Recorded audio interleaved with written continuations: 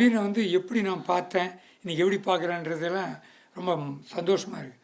அப்படி தான் அந்த மேடையில் இருக்கிறவங்க எல்லாருமே எனக்கு வந்து ரொம்ப மிக என்னை பற்றி யோசிக்கக்கூடிய ஒரு ஆத்மார்த்தமான நட்பு கொண்ட நன்மக்கள் அவங்க. அதில் கொஞ்சம் கூட சந்தேகம் இல்லை. பேசுனவங்க எல்லாமே அர்த்தபூர்வமாக எனக்காக நான் என்ன செய்யணும்னு. இப்போ உதாரணத்துக்கு சொல்கிறேன், யோகாரி சொன்னார் ஒரு வார்த்தை, நான் இந்த மேடைக்கு வந்ததே காரணம் அவர் இன்னும் நிறைய எழுதணும்னு சொல்கிறது. இது ரொம்ப சிலிர்த்துட்டேன் நான் உண்மையிலே. நான் இப்போ அவர் ஃபோனில் பேசும்போது சொல்ல முடியுமா? அதுக்கான தருணம் இதுதான். அவர் மனசுலேருந்து பேசுகிறவர் எப்பவுமே. என்னை பொறுத்தவரையில் அவர் பேச்சு ரொம்ப ரசிக்கக்கூடிய. அதே போல் விஷ்ணுபுரம் சரவணன் இந்த கவிதை தொகுப்பு அதுக்கு முன்னாடி வந்துடுறேன். மகன் பேசிட்டு போனான். நான் ஒரு நல்ல பேர் எடுக்கணும்னு நினச்சேன் பிள்ளைகிட்ட. இந்த தருணத்திலேயாவது வரவேற்புரையை விட்டுட்டாங்க. எனக்கு ரொம்ப முக்கியம் என் மகன், அவனை இப்போ கூப்பிட்றேன்னு சொன்னது என்ன கவினை அந்த பேரை தட்டிட்டாங்க. சரி பரவாயில்லை. அவர் சொன்னாப்புல இல்லை பெர்ஸ்பெக்டிவ் எப்படி வளர்க்கணும்னு. எனக்கு இந்திரன் சார் வந்து ரொம்ப முக்கியமான ரோல் ப்ளே பண்ணியிருக்காரு. அவர் வந்து அவர் பிள்ளைகளை வளர்ப்பதற்கு மிகப்பெரிய ரோல் மாடலாக எடுத்து நம்ம வந்து எல்லோரும் வந்து பின்பற்ற வேண்டும். அப்படியான ஒரு ரோல் மாடல் அவர். அவரை பார்த்துட்டு குற்ற உணர்ச்சியில் நான் குறியிட்டேன். என் பிள்ளைய சரியாகவே நான் வளர்க்கலை, உண்மைதான். என் பிள்ளைய நான் வளர்த்ததே கிட்டவே இல்லை. ஏன்னா நான் பேங்க்குக்கு போவேன், அடுத்து தாமியாசா வேலைக்கு போயிடுவேன். இப்போ இருக்கிற தாமியாசா காரணம் இல்லை நான்.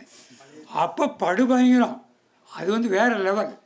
அப்படி போயிடுவேன், அவனை கவனிக்கிறதே இல்லை.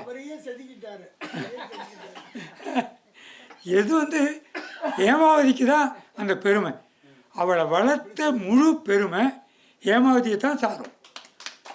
அந்த என் மனைவி அந்த குற்ற உணர்ச்சியிலிருந்து மீள்வதற்காகத்தான் என் பேத்திகளிடம் கொஞ்சமாவது டைம் ஸ்பெண்ட் பண்ணலாம். ஆனால் யோகபாரதி ஒன்று சொன்னார், நான் அடிக்கடி செல்லமாக சொல்கிறது யுகா தான். அதுதான் எனக்கு ரொம்ப பிடிக்குது. அந்த யுகா சொன்னாப்புல இவர் வந்து அங்கே இருக்கிறாரு, இவர் எங்கேயோ இருக்கார், அந்த தூரத்தையினுடைய போதாமையை தீர்த்து கொள்வதற்காக எழுதுகிறார். அப்படி இல்லை, உண்மையிலேயே நான் வந்து இங்கேருந்து போய் மகன் கூப்பிட்டாங்க 2 மாதம், மகனும் மருமகளும், மகனும் மருமகளும் சேர்ந்து தான் கூப்பிட்டாங்க. அங்கே போயிட்டு நான் அனுபவித்த ஒரு விஷயம் இருக்குதுங்கள, அது அந்த அளவுக்கு என்னால் ஏற்ற முடிஞ்சிருக்காது புத்தகத்தில். ஆனால் உளப்பூர்வமாக நான் மாயாவுடன் இருந்த காலகட்டம் முழுவதும் அனுபவித்த ஒரு 100ல் 1 பங்கு எதனா வந்திருக்கலாம். அதான் உண்மை.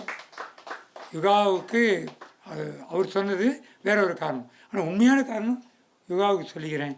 அவளுடன் நான் இருந்த காலம், அவளுக்கு டைப்பர் மாற்றுறது முதல் கொண்டு நான் கற்றுக்கிட்டேன். இந்திரன் தான் கிளாஸ் எடுத்தார், டைப்பர் எப்படி மாற்றணும் அப்படிலாம் இருக்குது. சரி, நான் ரொம்ப இது மேலே எல்லோரும் எனக்கு தெரிந்த முகங்கள் ஒவ்வொருத்தவங்க பேராக சொல்லணும். அங்கே புத்தன் அப்படி பேரை சொல்லிட்டு வந்துடுறேன். புத்தன், அப்புறம் இந்த அருட்செல்வம், கவிதா, ஜெயராமன், செல்வி, வசந்தகுமாரன், இவர் டி நகர், ராஜன், இப்படி ஒவ்வொருத்தவங்க பேராக நான் சொல்லிகிட்டே வரேன். அகிலன், அப்புறம் குலசேகரன் சார், அப்புறம் கருணாகரன் அவர் மனைவி, அப்புறம் இவர் கதை சொல்லி கல்யாண், பாருங்கள், உமா உதயசங்கர் அழைச்சி வந்த மகள், அவன் பேரன், இப்படி சவுந்தரராஜன், குமரேசன், இப்படி என்னுடைய உறவினர் இவர் குமரேசன் பாண்டியிலேருந்து வந்திருக்காரு, அசோக் எல்லாத்துக்கும் முக்கியமாக இந்த புத்தகம் வருவதற்கு முக்கிய காரணமாக இருந்த பாரதி புத்தகாலயத்தினுடைய பதிப்பாளர் இவர் நாகராஜன். அதுக்கு மேலே அங்கே ஒருத்தர் மூலையில் உட்காந்துன்னு கணக்கு போட்டுக்கிட்டே இருக்காரு, அவர் வந்து நம்ம சந்தியா நடராஜன், தினந்தோறும் சந்திக்க விரும்புகிற ஒரு நபராக இருக்கிறார். சரி, ரைட். இது இப்படி நான் முதல்ல நம்பிக்கை இல்லை தான். அவர் சொன்ன மாதிரி இந்த கவிதை தொகுப்பு போடலாமா இல்லையான்னு நான் பாரிக்கபிலனுக்கு அனுப்பிச்ச உடனே அவர் வந்து ரொம்ப விருப்பப்பட்டு உச்சமோந்து கொண்டாடிட்டார். எனக்கு சந்தேகமாக இருந்தது, பாரிக்கபிலன் அவர் கூட பழகிறதால ஏதோ சொல்லுவார் போல் இருக்குதே அப்படின்னு உனக்கு சந்தேகம் வந்தது. ஆனால் விஷ்ணுபுரம் சரவணம் நாங்களாம் கொஞ்சம் பேசியிருக்கிறோம், கொஞ்சம் கராராக விமர்சிக்கிற ஆள். சரி, அவர்கிட்ட அனுப்பிச்சேன். நான் அனுப்பிச்சேன், ஆனால் அணிந்துரை எதிர்பார்க்குறேன். உண்மையிலே அவருக்கு ரொம்ப பிடிச்சிருந்ததுன்னு சொல்லிட்டு எழுதி கொடுத்தாரு. அப்புறம் தான் அந்த கவிதை தொகுப்பை போடலான்னு நம்பிக்கை வந்தது. அதுக்கப்புறம் கவிதை தொகுப்பு வந்தது ஒன்று. அப்புறம் முடிச்சாச்சு. அதாவது இந்த நிகழ்ச்சியை இப்படி வடிவமைச்சோம். இங்கே எல்லாம் குழந்தைகளை கூப்பிட்டு வச்சு ஓவியங்கள் வர வச்சது எல்லாம். எனக்கு தெரிஞ்சு இலக்கியத்தை வீட்டுக்குள் கொண்டு செல்வதற்கு நான் முயற்சி செய்து தோல்வியுற்று விட்டேன். இலக்கியத்தை வீட்டுக்கு கொண்டு செல்லவே முடியாது அப்படின்னு முடிவுக்கு வந்தபோது நான் நினச்சேன், ஏன் இலக்கியத்திற்குள் வீட்டை கொண்டு வரக்கூடாது? இன்றைக்கு இலக்கியத்திற்குள் வீட்டை கொண்டு வருவதற்காகத்தான் குழந்தைகளை வரவழைத்து இங்கே படம் போட வைத்து இது பண்ணுது. இதுக்கெல்லாம் நீங்கள் நன்றி சொல்லணும். யாராருக்கு நன்றி சொல்கிறது?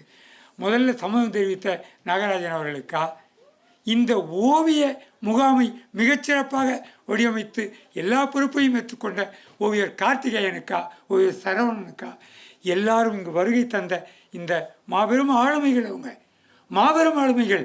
அவங்களே ஒன்றும் செய்யலைன்ற போது நான் ஒன்றுமே பண்ணலை. அவங்களுக்குன்னா நான் நன்றி சொல்வதற்கு நான் உண்மையிலே நிச்சயமாக ஏதாவது ஒன்று செய்துவிட்டு போவேன் என்ற உத்தரவாதத்தை அனைவருக்கும் கொடுக்குறேன். யுகா, நிச்சயமாக நீங்கள் சந்தோஷப்படுற மாதிரி நான் எழுதுவேன் என்ற நம்பிக்கை இருக்கிறது எல்லோருக்கும். இதுக்கு மேலே உங்களை உட்கார வைப்பதற்கு கொடுமை. கவின் மலர் ஒரு பாடகையாக இருந்தால் இன்றைக்கி அவள் முதல் தரமான பெண்ணியவாதி. அவளுக்கு என்னுடைய வாழ்த்துக்களை தெரிவித்து அவள் தான் இதை தொகுப்புன்னு நினச்சேன். மகிழ்ச்சி. இதுக்கு மேலே நான் நேரத்தை செலவழிக்க விரும்பல. சுருதி டிவி அவர்கள், அந்த கபிலன் அவர்களுக்கு நன்றியை தெரிவித்துக் கொள்கிறேன். OHTV புத்தன் இருக்கிறார், அவர்களுக்கு நன்றியை தெரிவித்துக் கொள்கிறேன்.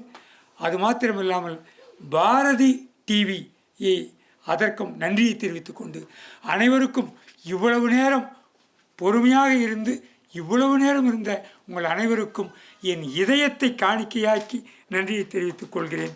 நன்றி, நன்றி, நன்றி.